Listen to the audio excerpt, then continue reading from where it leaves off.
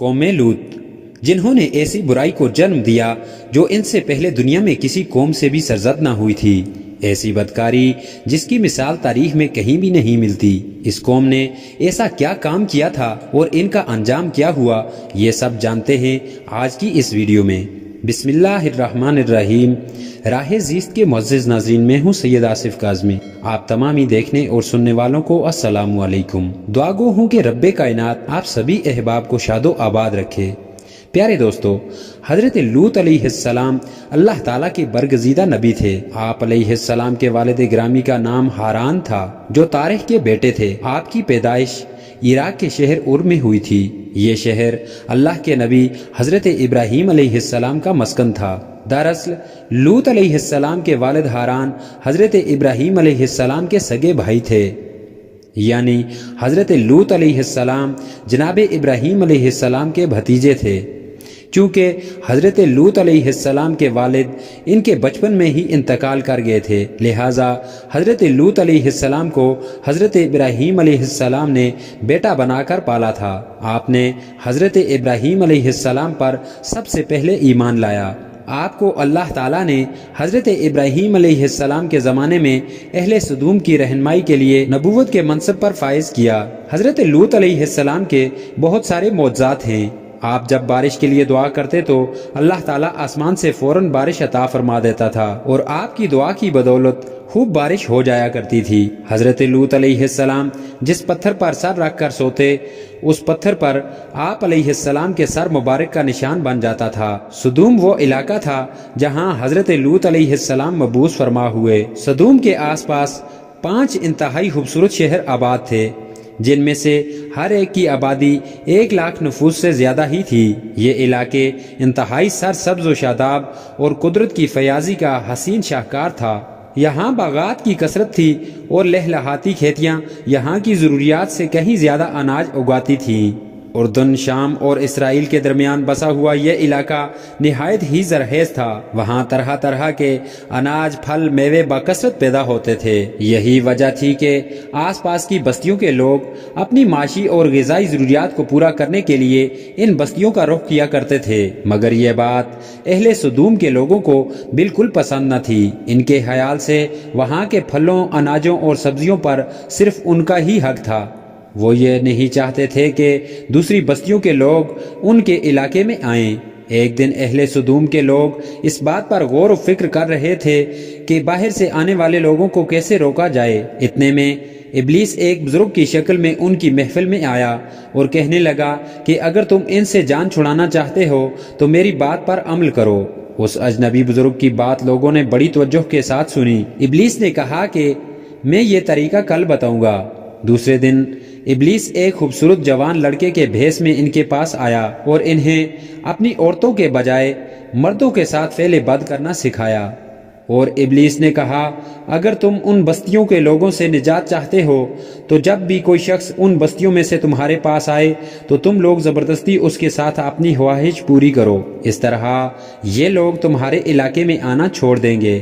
رفتہ رفتہ اپنی نفسانی خواہشات کے لیے مردوں سے بدفعلی ان لوگوں کا دستور بن گیا، اور یہاں بے حیائی عام ہو گئی۔ حکمراں، رئیس، امیر، غریب، یہاں ہر طبقے کے لوگوں میں گھر گھر یہ عمل پھیل گیا۔ بھری محفل میں یہ لوگ اس فحاشی کے کام کو کر کے خوش ہوا کرتے تھے۔ کوئی بھی محفل اس کام کے بغیر ادھوری سمجھی جاتی۔ خاص کر مسافروں میں سے کوئی خوبصورت لڑکا ہوتا تو اسے یہ لوگ اپنا شکار بنا لیتے تھے۔ اہل سدوم انتہائی ظالم، بدکار، جھوٹے اور فریبی تھے۔ اپنی روزمرہ کی زندگی میں ہر برا فعل ان کا معمول تھا۔ کوئی بھی مسافر ان کے علاقے سے باخریت نہ گزر سکتا تھا۔ کوئی غریب ان کی بستیوں سے روٹی کا ایک ٹکڑا نہ پا سکتا تھا۔ بارہا ایسا ہوتا تھا کہ باہر کا آدمی ان کی بستیوں میں پہنچ کر فاقہ کشی سے مر جاتا، اور یہ لوگ اس مسافر کی لاش سے کپڑے اتار کر اس کو برہنہ دفن کر دیتے۔ اپنی وادی کو انہوں نے ایک باغ بنا رکھا تھا۔ یہ سلسلہ میلوں تک پھیلا ہوا تھا۔ اس باغ میں وہ اعلانیہ بدکاریاں کرتے تھے۔ حضرت لوط علیہ السلام نے انہیں توحید کی دعوت دی، بدکاری کے اس گنہونے عمل سے توبہ کرنے کا حکم دیا۔ آپ نے فرمایا تم بے حیائی کیوں کرتے ہو؟ تم اپنی شہوت پوری کرنے کے لیے اپنی عورتوں کو چھوڑ کر مردوں کی طرف مائل ہوتے ہو۔ حقیقت یہ ہے کہ تم احمق لوگ ہو۔ حضرت لوط علیہ السلام اہل سدوم کو دن رات واعظ و نصیحت کیا کرتے، لیکن قوم پر اس کا کوئی اثر نہ ہوا، بلکہ وہ لوگ فخریہ انداز میں اس بدکاری کو کرنے لگے۔ انہیں حضرت لوط علیہ السلام کا سمجھانا بھی برا لگتا تھا، لہٰذا انہوں نے صاف صاف کہہ دیا کہ اگر تم ہمیں اس طرح برا کہتے رہے اور ہمارے کاموں میں مداخلت کرتے رہے تو ہم تمہیں اپنے شہر سے نکال دیں گے۔ حضرت لوط علیہ السلام نے نصیحت و تبلیغ کا سلسلہ جاری رکھا، لہٰذا ایک دن اہل سدوم نے خود ہی عذاب الہی کو دعوت دے دی۔ اللہ تعالیٰ نے اب تک ان کو اس بدترین فحاشی اور بدکاری کے باوجود ڈھیل دے رکھی تھی، لیکن ایک دن جب انہوں نے حضرت لوط علیہ السلام سے کہا کہ اگر تم سچے ہو تو ہم پر عذاب لے آؤ، لہٰذا ان پر عذاب الہی کا فیصلہ ہو گیا۔ اللہ تعالیٰ نے اپنے خاص فرشتوں کو دنیا کی طرف روانہ کر دیا۔ یہ فرشتے دراصل حضرت جبرائیل، میکائیل اور حضرت اسرافیل علیہ السلام تھے۔ پھر یہ فرشتے حضرت لوط علیہ السلام کے گھر تشریف لے آئے۔ حضرت لوط علیہ السلام نے جب ان خوبصورت نو عمر لڑکوں کو دیکھا تو سخت گھبراہٹ اور پریشانی میں مبتلا ہو گئے۔ انہیں یہ خطرہ محسوس ہوا کہ اگر ان کی قوم کے لوگوں نے ان خوبصورت لڑکوں کو دیکھ لیا تو نہ جانے وہ ان کے ساتھ کیا سلوک کریں گے۔ حضرت لوط علیہ السلام کی بیوی کا نام واہلہ تھا، اس نے آپ پر ایمان نہیں لایا تھا، دراصل وہ منافقہ تھی، لہٰذا اس نے جا کر اہل سدوم کو یہ خبر دی کہ حضرت لوط علیہ السلام کے گھر 3 خوبصورت نوجوان لڑکے ٹھہرے ہوئے ہیں۔ یہ خبر سنتے ہی وہ لوگ دوڑتے ہوئے حضرت لوط علیہ السلام کے گھر پہنچے۔ حضرت لوط علیہ السلام نے کہا، اے لوگو، یہ جو میری قوم کی لڑکیاں ہیں یہ تمہارے لیے جائز اور پاک ہیں، اللہ سے ڈرو اور مجھے میرے مہمانوں کے سامنے رسوا نہ کرو۔ کیا تم میں سے کوئی بھی شائستہ آدمی نہیں؟ حضرت لوط علیہ السلام کی بات سن کر وہ لوگ بولے، تم جانتے ہو کہ ہمیں عورتوں سے کوئی حاجت نہیں اور جو ہماری اصل چاہت ہے اس سے تم بخوبی واقف ہو۔ ناظرین گرامی، قوم لوط کے اس بے شرمانہ جواب سے اندازہ لگایا جا سکتا ہے کہ وہ فعل بد میں کس حد تک گر چکے تھے۔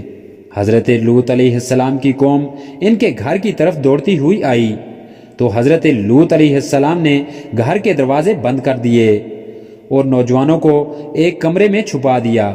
ان بدکار لوگوں نے آپ کے گھر کا گھیراؤ کیا ہوا تھا اور ان میں سے کچھ گھر کی دیوار پر چڑھنے کی کوشش بھی کر رہے تھے۔ حضرت لوط علیہ السلام اپنے مہمانوں کی عزت کے خیال سے بہت زیادہ گھبرائے ہوئے تھے۔ فرشتے یہ سب منظر دیکھ رہے تھے۔ جب انہوں نے حضرت لوط علیہ السلام کی بے بسی اور پریشانی کا یہ عالم دیکھا تو حقیقت سے پردہ اٹھاتے ہوئے یوں فرمایا کہ اے اللہ کے نبی، ہم تو رب کے بھیجے ہوئے فرشتے ہیں، یہ لوگ ہرگز تم تک نہیں پہنچ سکیں گے۔ ابھی کچھ رات باقی ہے، آپ اپنے گھر والوں کو لے کر چلے جاؤ اور تم میں سے کوئی شخص پیچھے مڑ کر نہ دیکھے۔ اہل سدوم حضرت لوط علیہ السلام کے گھر کا دروازہ توڑنے پر بضد تھے، لہٰذا حضرت جبرائیل علیہ السلام نے گھر سے باہر نکل کر اپنے پر کا ایک کونا انہیں مارا، جس سے ان سب کی آنکھوں کے ڈھیلے باہر نکل آئے اور بصارت ظاہر ہو گئی۔ یہ خاص عذاب ان لوگوں کو پہنچا جو حضرت لوط علیہ السلام کے پاس بدنیتی سے آئے تھے۔ حضرت لوط علیہ السلام حقیقت حال جان کر مطمئن ہو گئے تھے اور اپنے گھر والوں کے ساتھ رات ہی کو نکل کھڑے ہوئے۔ بیوی بھی ان کے ساتھ تھی، لیکن کچھ دور جا کر وہ واپس اپنی قوم کی طرف پلٹ گئی اور ان کے ساتھ جہنم رسید ہو گئی۔ صبح کا آغاز ہوا تو حضرت جبرائیل علیہ السلام نے بستی کو اللہ کے حکم سے اپنے پر سے اکھاڑ دیا اور پھر اپنے بازو پر رکھ کر آسمان پر چڑھ گئے، یہاں تک کہ آسمان والوں نے کتے کے بھونکنے اور مرغوں کی آذان کی آوازیں سنی۔ پھر اس بستی کو زمین پر دے مارا، جس کے بعد ان پر پتھروں کی بارش ہوئی۔ ہر پتھر پر مرنے والے کا نام لکھا ہوا تھا۔ جب یہ پتھر ان کو لگتے تو ان کے سر پاش پاش ہو جاتے۔ صبح کے وقت شروع ہونے والا یہ عذاب اشراق تک پوری بستی کو نیست و نابود کر چکا تھا۔ قوم لوط کی ان خوبصورت بستیوں کو اللہ تعالیٰ نے ایک انتہائی بدبودار اور سیاہ جھیل میں تبدیل کر دیا، جس کے پانی سے رہتی دنیا تک کوئی فائدہ نہیں اٹھایا جا سکتا۔